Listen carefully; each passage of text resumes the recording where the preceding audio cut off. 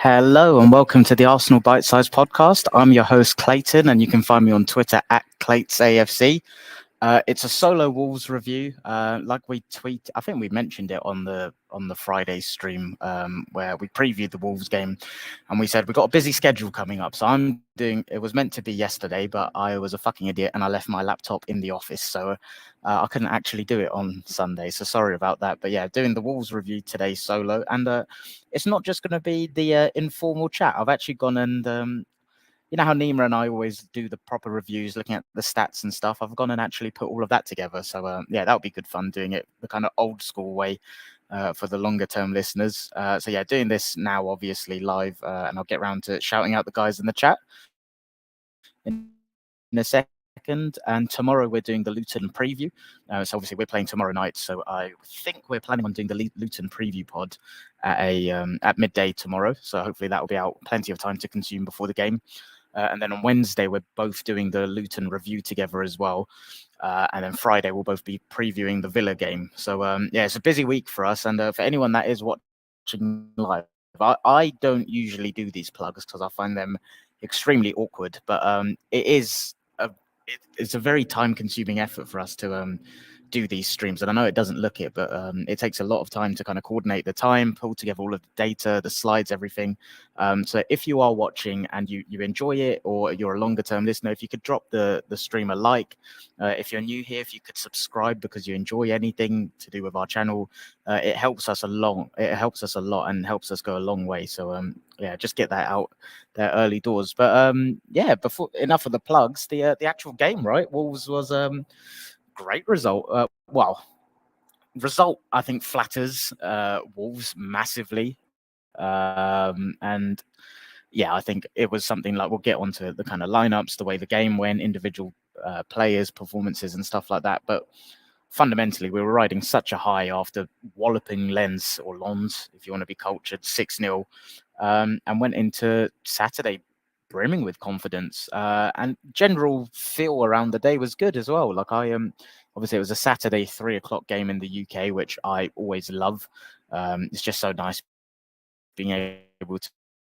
Yeah, it's old school, right? It's old school Barclays. Like go down to the Manor, have a few drinks with your mates, have a fry up. Yeah, it was good. I loved it, and the general vibe around the stadium was actually good as well, because I've felt it's been a bit off and flat this season. I think there's an element of kind of people just taking for granted how good we are, and just that kind of level of expectancy is there now. And yeah, the vibes have just felt a little bit off. Whereas, and I know people have said they felt it was that way on Saturday as well, but during the game. But prior to the game, the vibes around the pubs and stuff was good, really good. So best it's been in a while. So yeah, it teed up to be a nice day, and then obviously got the 3 points, and we're top of the league. So what I'll do before I go into the kind of detailed review of everything, just shout out some of the guys in the chat. So Uncle Mike's in. Afternoon, lads. It's just me today, Uncle. So yeah, Nima will be back tomorrow, but hope you're good, mate. Looking forward to PSV away with you next week. Got Aaron in, Plonker. Afternoon, all. Hope you're good, mate. And Mike, afternoon, mate. Hope you are. Yeah, all good, mate. Thank you. So let's go through and review the game. So lineup came out, and in my predicted 11, I basically had the same team as the Lens game, essentially. But I thought, yeah, no, I did have the exact same team, actually. So Trossard obviously came in for Havertz, and it was one of those, when the team came out, I was very much like, oh, okay, yeah, that makes sense. It's a game where there'll be tight spaces. You can have someone that can manipulate the ball in those spaces and try, yeah, exactly that, to be honest.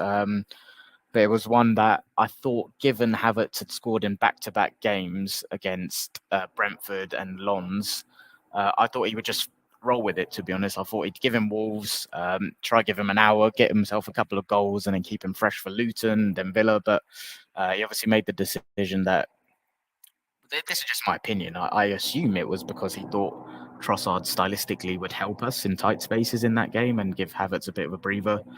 So yeah, team was out, and yeah, strong, right? It's just you look at the team and there's like fucking giants everywhere. It's the mix of power and technique, which yeah, it's quite hard to get right in football, but we're doing it. Tomiyasu kept his place at right back. Zinchenko performed at left back, who I'll talk about in a bit. But obviously, the news on Tomiyasu is he did go off.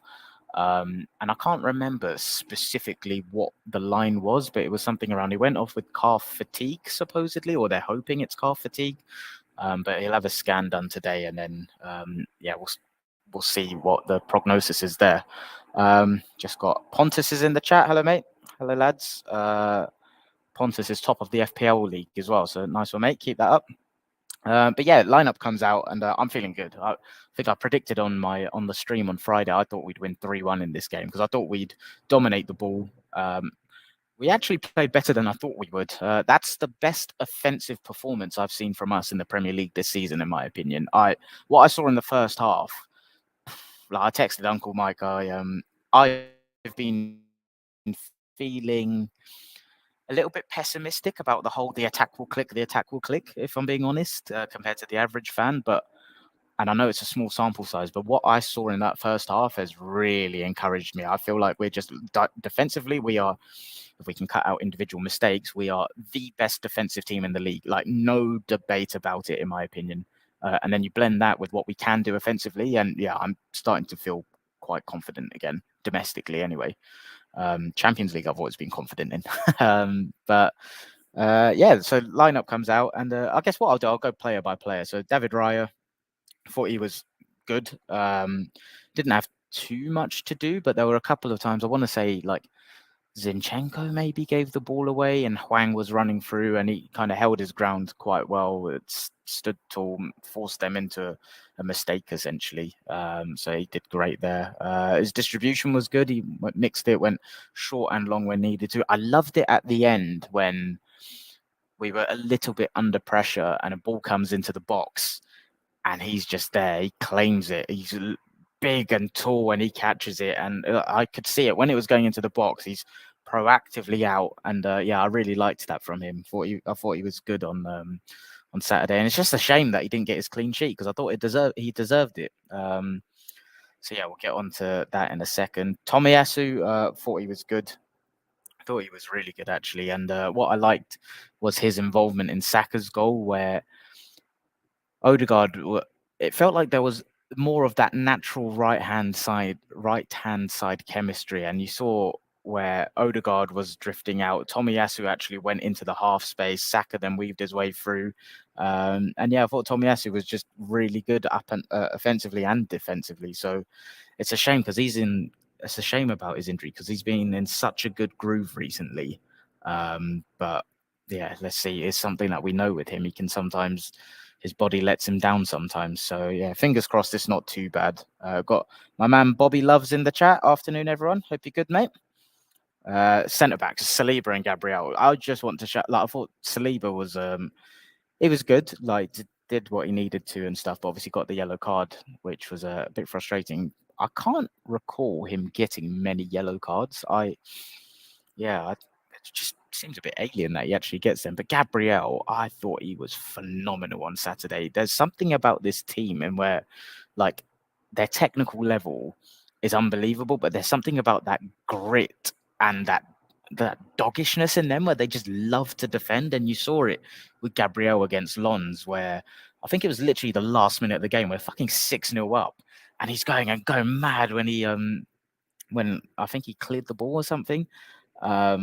So yeah, absolutely love that. And there was just it was very niche things that I noticed in the game on Saturday where I was there, where the ball went up for a 50-50 duel in the air and he just bang clatters into it, and you can tell he loves it, absolutely loves it. And I think him and Saliba together as a partnership, they are so well suited to each other. The way they complement each other is absolutely phenomenal. Like, the squad building is top quality. And Uncle Mike's just added about Tomiyasu. Yeah, Tommy's been a really good been really good. It'll be a blow if he misses a few games. Yeah, absolutely. And so yeah, spoke about the three of the back four, and then Zinchenko. So I thought on the ball, periods in this game, he was absolutely phenomenal.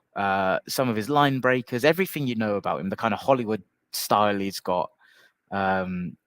obviously he played a key part in the second goal, right? That goal was absolutely orgasmic. Like, picks the ball up, 1-2 with Jesus, perfectly weighted, quick movement, zipping it in and around. Wolves couldn't live with it, cuts it back to Odegaard, and as soon as it's coming to Odegaard, bang, goal. We've seen that goal multiple times, but it was Zinchenko's role in that, and that's what he can do. His technical level is unbelievable. It's just every now and then he okay, I'll just be frank, he pisses me off. He really fucks me off sometimes with, I don't know what it is, because sure, we all know about his potential blind spots in terms of him defending, and how he can be targeted, but that's not what pisses me off, because that is something I just accept as a limitation of a player for the upside you get of him. What pisses me off is when he holds on to the ball too much, and I think he's a bit arrogant. Like, I think, but I may be wrong. Let me know in the chat what you think. But I find him incredibly arrogant, and complacent sometimes, and it just fucks me off, because this is a game where, again, I said at the start, 2-1 flatters them massively. This should have been a 4-5-0 game.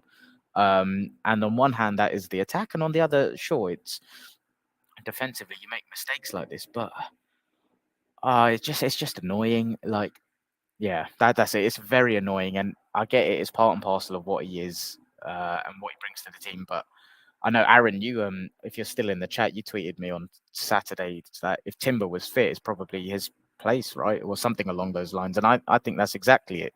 And we've seen Tomiyasu at left back in certain instances. And I think for certain games and game states, that is where Arteta wants to head. And we've seen it before, right? Zinchenko will start a game. Tommy will come on at left back to see out the game. So it's nothing new to us. It's just incredibly frustrating when you can see a game like that where we are all over it. And it wasn't just for the goal he gave it away. There were a few times in that game I said to my mate I was sat with, like, he's doing my head in. He was just forcing it when he didn't need to. I think the forcing it is great with him when you need it to happen, because he's someone that takes that bravery. But again, keywords, when you need it to happen. I just feel like there's sometimes where he forces it when you don't need to. And he needs to be a bit more intelligent about his selection. So yeah, he was annoying me, to be honest. But if Tomiyasu is out, so originally I thought it would be White and Tomiyasu at fullback against Luton, because Luton's main, and to be honest, only threat, famous last words, but it comes from crosses. So I thought they would really target Zinchenko for that, and hence it would be White and Tommy. But if Tommy's out, then it will be White and Zinchenko. And obviously it's not a problem, because on the ball we should have more than enough to dispatch them, but it's just something to be conscious of. Midfield 3, so Declan Rice. Like, I feel like every week I just use the same copy and paste, but I don't want to do that today. He deserves his own 5-minute segment every episode. He is a fucking monster. Like, his ability to read the game is up there as one of the best I've ever seen. Honestly, like, that might be hyperbolic, but I think he's absolutely phenomenal with how he reads the game. There's one clip, I can't remember who it was for Wolves, but they're about to pass the ball in, and he reads it before the guy even thinks about playing the pass, and he's there and he's banging. And every duel, I just feel like the whole, we've been saying all season how good we are defensively, right? And teams don't create chances. It's because you look at the unit of Gabriel Saliba Rice. Oh, fucking good luck, mate. It's yeah, he's an absolute freak, and I still think. I saw tactical tweaks in how we progressed the ball from midfield in this game, which I want to talk about. So I still think there's something for him to work on there in terms of ball progression centrally, but off the ball, he's made us a monster. And this is what, again, the thing I've been consistent on all season is I believe this Arsenal team is tailor-made to go and do well in the Champions League. And it looks like it's clicking domestically too, offensively. So, yeah. And then either side of Rice was Trossard and Odegaard. And we'll talk about... do you know what? I'm going to keep Odegaard for later, because I've got a slide specifically on him, because I thought this was an absolute masterclass from him. So I'll keep that for the end. But Trossard, I thought he was good, but I think I may be on my own in terms of how good I thought he was. I saw people saying it was like a Santi Cazorla-esque performance and really raving about him, but I thought he was good, but I thought he was giving the ball away a few times, and I thought his decision making was a little bit off, and I thought he wasn't making the right runs when he should have been and stuff. So I wasn't as high on him as everyone else was, and that's not a criticism of him. I just thought he was good. That was it. And there was actually a period in the, I want to say it was the second half, where it was when Martinelli had gone off and Trossard actually went out wide. And I can't remember specifically what had happened, but Trossard picked the ball up on the wing and was running towards his fullback, but he was kind of dilly-dallying a little bit and then gave it away, and the ball went out to Arteta. And I don't know if anyone's seen this. Arteta grabbed the ball and he gave Trossard the biggest bollocking ever. And then it was shortly after that, Trossard went in on goal and he kind of fluffed his potential chance. So I don't know if there's anything in that, but I just found that quite interesting, considering at the time it was 2-0 to us. So yeah, it just shows Arteta's standards, right? But yeah, I thought Trossard was good. Didn't think he was Santi Cazorla-esque, if I'm being honest. But yeah, let me know what you think, because I always think sometimes I may be on my own and see things a bit differently. And then front three, and yeah, the front three was just magnificent. Martinelli, like, there's narratives doing the rounds in FPL Twitter, and yeah, offensively, I don't think we've been our best this season in the league, but it's because of the deep blocks that we have to face. Like, statistically, it is proven we face, literally statistically looking at meters, we face the deepest defensive blocks in Europe. And that is a big reason why offensively on the eye, the fluidity's been off and we've not been so great this season. But I think when you look at someone like Martinelli, you see, and the narratives doing the rounds, you can tell a lot of people didn't watch this game because something looked different with us. And he nearly scored, right? Like, it was that I can't remember how close this was, but I feel like Zinchenko gave the ball away. Martinelli ran back like a fucking dog to win the ball back. And I remember it was like my side of the pitch, and I was like up out of my seat clapping him because it's absolutely phenomenal defensive play. And then I want to say it was quite soon after we went up the other end, and Saka's with the ball on one flank and plays it completely across to Martinelli. And then that's when he does that amazing like shimmy out with one foot and takes a shot almost in the same action. And unfortunately, it hit the post. And that's something that you've seen. He's been working on quite a lot. And I don't know if that's a coaching thing, but like shifting the ball out, getting a shot away pretty quickly, because our wingers don't get space anymore, right? So their actions are very key and quick. Sorry, not very key. Well, they are key, but what I was going for there is their actions are very quick and they have to make them under lots of pressure. So yeah, really good performance from him. I feel like it's coming with him. I know his output's not been the best this season, but we've had lots of chopping and changes in the front line. We're playing deep blocks, and we're having to tweak the way we attack, in my opinion. So yeah, really good performance from him. And then Jesus, it's interesting. I thought he facilitated extremely well.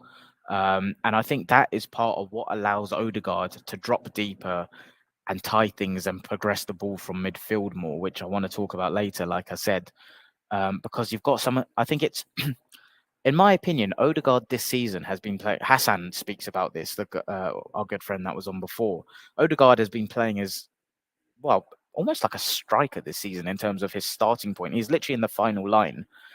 And I think a lot of that is because Jesus hasn't been available to facilitate that in the final third. So Odegaard's been there to try and help in that aspect. Whereas now Jesus is back, Odegaard's naturally dropping deeper to facilitate things. And then he's going back to what he does best. His strength comes from arriving into space, not already being there, in my opinion. And you look at that goal that he scored and you think, how many times have we seen that? It's a cut and paste goal. And I think a lot of that is linked to Jesus being back, in my opinion. And I thought Jesus, his contribution for Saka's goal was absolutely brilliant. Like the way Saka goes out into the wide area, minimal gap, threads it through to Jesus. And this is what I always say. People talk about target men and natural number nines. What Jesus does for Arsenal is so unique, and it ties together the whole midfield and attack. I don't think people realise.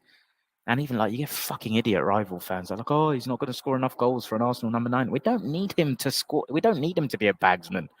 We are able to score enough goals as a team over a campaign without a traditional, in air quotes, number 9 because of what he facilitates elsewhere. So I thought it was a really good performance from him, and even his pressing off the ball, top quality. So happy he's back. Just really need to keep him fit because he's pivotal to what we can do this season. And then Bukayo, he for Mister not having a best season, he's not doing too shabby, is he? Key actions every single game. I can't remember what the stat was, but I read a stat somewhere about like his goal contributions always being either an equalizer or a winner. And equalizer, a winner, or like to put Arsenal in front. So it's always like decisive, important actions and goals. And I thought he was good. He was really good on Saturday. It was nice. Saturday just felt offensively like, this is us. This is what we're capable of. That was the kind of player by player. I'll go through and review all of the stats now. But before I do that, just seen there was a few comments in the chat.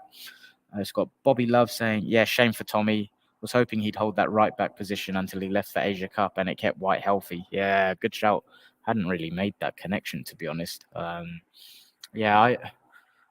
Just really good shout. That is a shame. I hope it's not too bad. Bobby then saying bozo moments. I think that's in reference to Zinchenko. Uncle Mike needed that third goal. Think they would have packed it in. Yeah, agree. We could have, should have had it as well. Obviously, Nketiah came on and hit the post. Trossard should have done better. And even, although my mind is failing me now, I know we had other clear chances, but it was more like territorially. It felt like we were in their zone that they didn't want us to be frequently. And I think that's where we should have probably done more to go and get that third goal. And who was it on Match of the Day? It was either Arteta or Odegaard saying, like, when you look at the game state, the stats, it's something that we want this to be a game where we then go and make it 4-5 and not 2-1. So they're aware of it, obviously. So I think that's the thing I love about this team is that every problem we as fans feel we encounter, they always go and solutionize it. Remember back in the day, it's like the obvious errors with Arsenal and the obvious holes that needed fixing would just constantly stay. Like, how many times did we need a defensive midfielder? It feels different under this regime. Uncle Michael's adding 72 out of 76 pass completion, 17 final third passes. Remind me, who was that about, Mike? Was that Zinchenko, maybe? Can't remember. Sorry, mate. And then Pontus saying he agrees about the arrogance from Zinchenko. He knows how good he is on the ball and gets away with it sometimes. That's essentially how I feel as well. Bobby Love saying, seen a stat comparing Rice's decision making to Rodri and Caicedo's. He hasn't been booked yet. Rodri clocked his 5th at the weekend and is now suspended midweek. Mate, you're bang on. It's Rodri gets away with fucking murder, mate. He honestly, and Caicedo's not in the same league. Conversation wise, I think Rodri has been. I think Rice has been the best midfielder in the league this season, and comfortably. I'm not taking into historics of what Rodri has done and his ability and stuff, but Rice this season has been a different level. And I think if Rodri was refed properly, I don't think you'd be having the same conversations.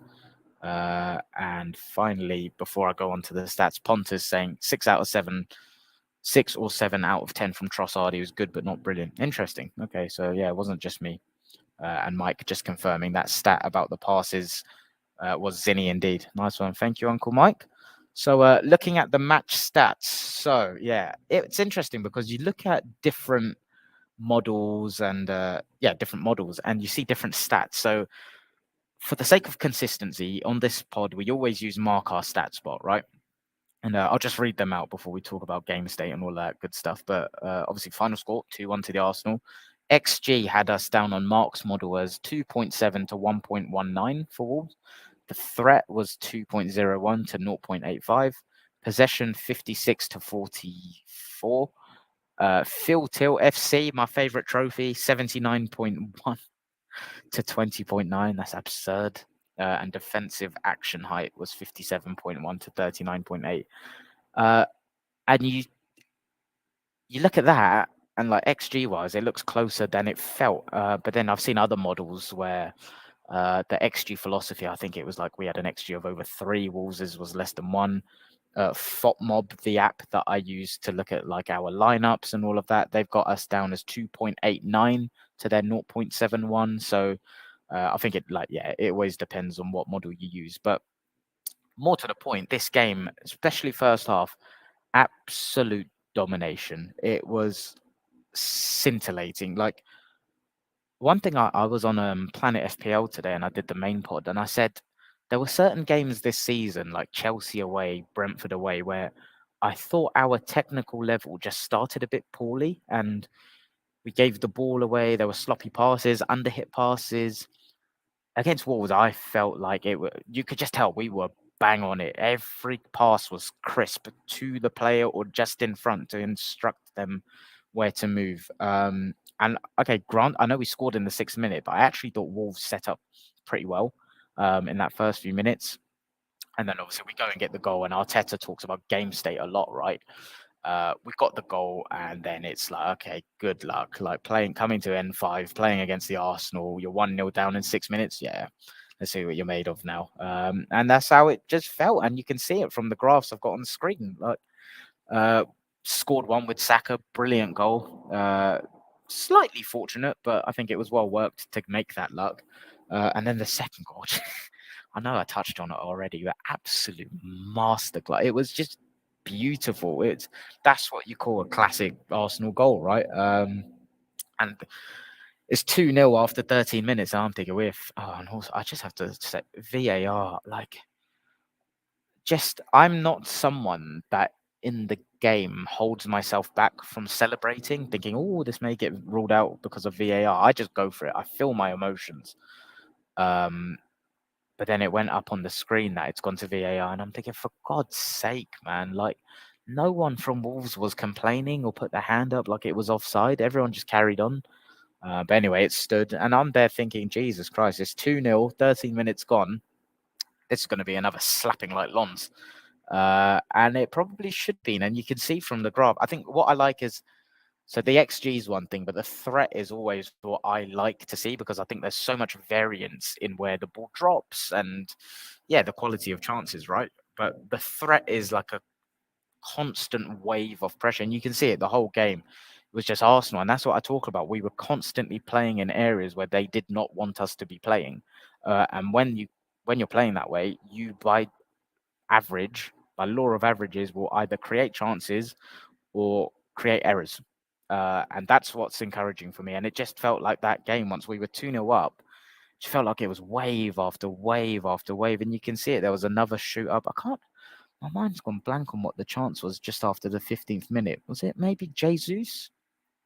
Yeah, correct me. Guys in the chat, help me out if you can remember. Like, there's a big spike after the 15th minute of our XG, but my mind's gone completely blank on what the chance was. But I feel like it might be Jesus' one. Although I think had it counted, he would have been offside, because I saw the lino raise his flag pretty quickly. But yeah, you could just see it was 2-0, complete domination. We're playing in the right areas, whipping the ball about with ease, completely manipulating overloads everywhere. And then, yeah, Martinelli had his chance where he hit the post. I can't believe I'm having such a mind blank on specific chances, but that's what happens sometimes. Yeah, and then there's another shoot for Wolves where they have their XG goes through the roof. And again, my mind's gone blank on what that was, but that first half for me was just an absolute clinic on everything that I want the Arsenal to be about. Defensively, just completely shut them off, like completely nullified them to create any chances they had came through Arsenal defensive mistakes more than them being able to play through us or anything. Uncle Micah said Trossard chance. Mate, I'm having a mind blank. What was it? I thought the Trossard chance was like way in the second half, but no, you're right. It was when Trossard ran through. Someone played the ball through to him, and yeah, it was kind of 1v1 with the keeper, right? Yeah, thanks, Mike. That was it. Yeah, completely forgot about that one. But yeah, like I was saying, this first half for me, just I felt proud. Like I really felt proud this season. I haven't been loving the offensive play, and I get it, like the low blocks, the problems that we're up against, but I still think we have enough in us to be able to combat those threats in the game states. Um, Mike said Sarr injured. Yeah, that's a good point. Obviously, he went off as well around the 23rd minute. But yeah, it's what I thought was different in this game, which again, guys, tell me like if you felt the same. Although we tactically tweaked things and Odegaard got more involved in the build-up play, I didn't feel like we progressed the ball through Rice as much in this game. Odegaard was then arriving from deep, into the final line. I also thought tempo-wise, we were moving the ball quicker and with more purpose in this game. It feels like a lot of this season, especially in the first phase, we kind of stand on the ball, we set, and then we go. But we don't go quickly. We kind of pass it around. It's like we're jabbing.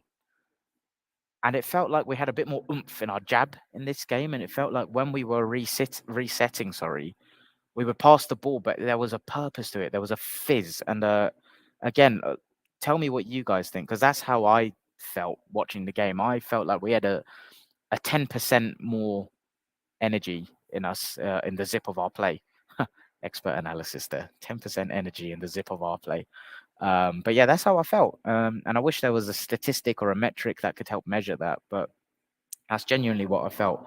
And Mike also says, yeah, I think it's the Jesus factor. I definitely think, excuse me, that's kind of what I was alluding to at the start. Like, I think Jesus being fully fit and Odegaard being fully fit at the same time enables us to completely transform the link between midfield and attack. And I don't think Declan Rice is the best through the lines ball progressor, in my opinion. And I think that helped facilitate the whole midfield dynamics differently. So yeah, loved it. And then it's just a shame. Like you're 2-0 up at half time.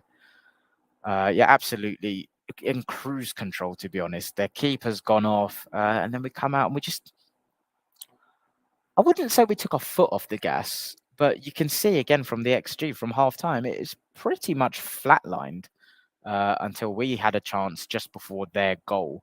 And then as soon as their goal goes in, we go and get a couple like amazing chances when Nketiah's on, Trossard was coming in from the left, Odegaard played brilliant through balls, and we should have got 3 or 4 in this game. Let's be real. That's why I say 2-1 was very flattering, but it didn't happen. But yeah, all in all, top first half. Room for improvement in the second, in my opinion. I think we can do a lot of things better in the way we manage the game, and that's obviously something that.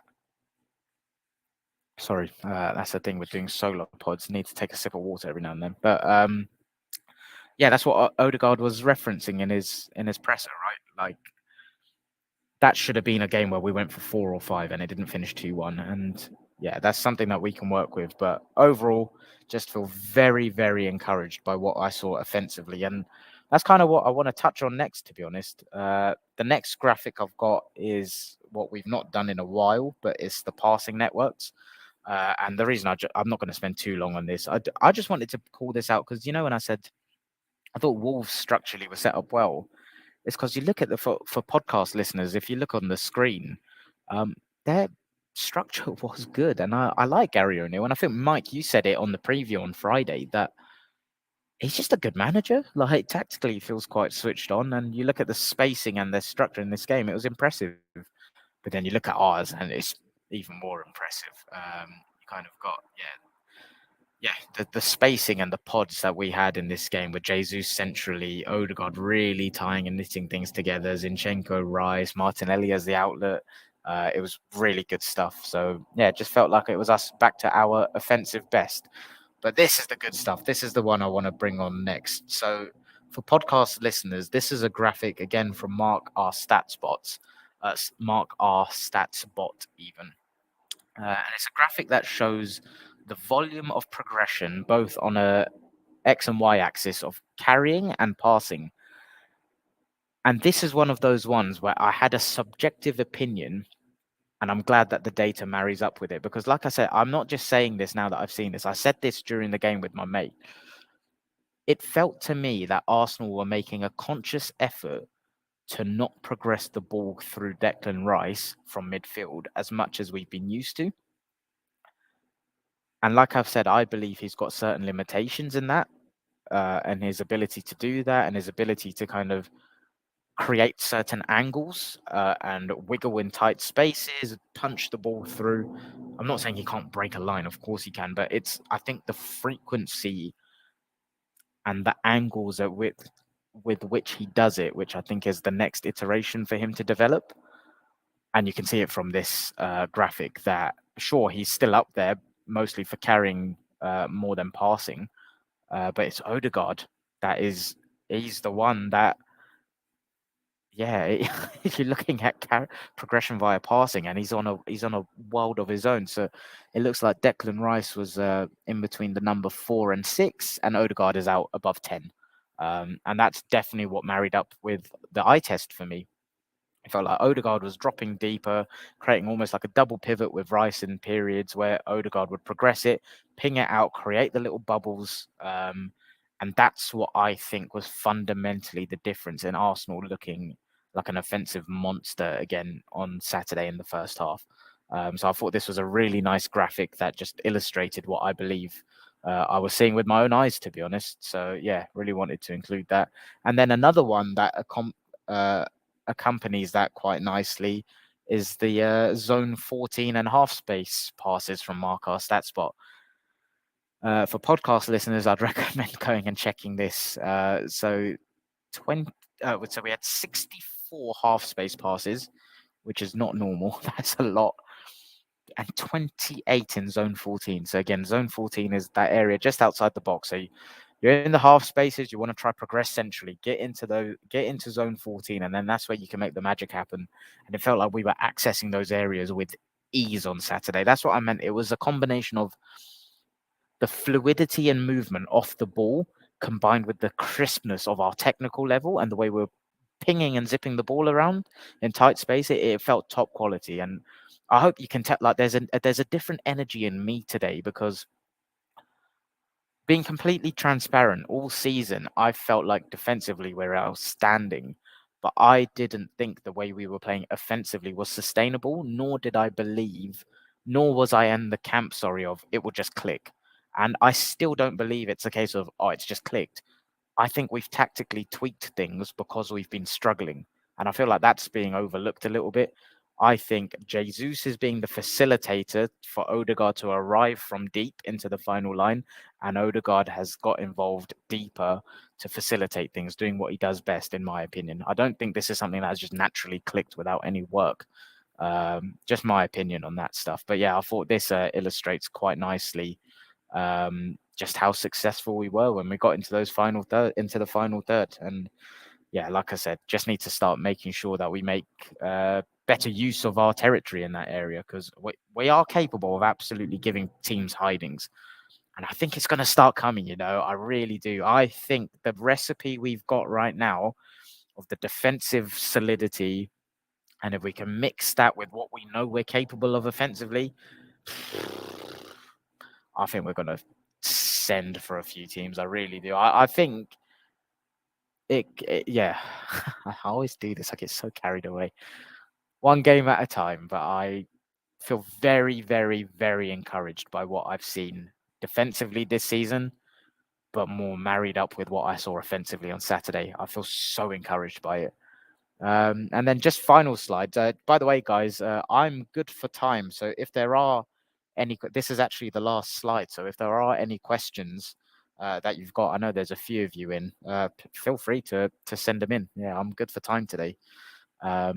But yeah, final slide I've got was, like I said, I held back on talking about Odegaard in the player by player bit at the start. I just thought it was an absolute masterclass, and it was him at his absolute best. And in my opinion, him and Jesus together were the key reasons why offensively we looked like what you'd expect from Arsenal offensively, fluidity-wise. So on the graphic I've got on screen, statistically, 94 pass attempts, 81 completed passes as an expected threat of 0.51, threat received 0.22, and these are all, if you look on the graph, it's all in like the upper percentiles. 0.22 threat received, 10.57 for progression via passing, 2.06 via carries, which doesn't sound amazing, but on the previous graph, it was still fairly high up. 7.74 for progression received, and it felt like just a hub for Arsenal in this game. Really impressive performance, and like I said, the thing that I really want to keep drilling in is I don't believe this was like a just Arsenal have clicked. I believe it was putting people in the right zones to get the best out of them. I don't, as much as we look at Odegaard as, he scored 15 Premier League goals last season. A few of them were from distance, of course, but his best attributes, in my opinion, if you want him to be a goal-scoring midfielder, is to let him arrive from deep into the areas where he can find the space, attack it in the right optimal time to put the ball away, rather than him being an ever-present fixed player in that final line. I think he needs to be a facilitator from deep and then arrive. And that's what I thought we got him doing on Saturday. And I thought it was absolutely outstanding. So yeah, that was I think the longest solo review I've done. So yeah, give me feedback on it, how you thought it was. I can only learn from these, right? So yeah, let me know. I don't ever take anything personally. I know a few of you have loved them. A few of you have given me really good constructive criticism. So yeah, most of you know me personally. I'm a very open book. Don't take things to heart. So yeah, let me know what you think. It was a bit different. I actually went through and did all the statistical review stuff on my ones, rather than doing the kind of informal 15-20 minute off the cuff chat. So yeah, there's no questions in the chat, so I will leave it there. Like I said at the start, I hate doing this stuff, but it's a real time-consuming thing for us to do these. Obviously, we absolutely love them. Like, could talk about Arsenal all day, but obviously we've both got day jobs, both got personal commitments outside of work, and yeah, so trying to fit it in, especially this time of year, it's chaos, but we're enjoying it and we're finding it very rewarding and fulfilling, and love this little community we've built. So drop the show a like, and if ever you could share it on socials with Arsenal friends you've got, we'd always appreciate that.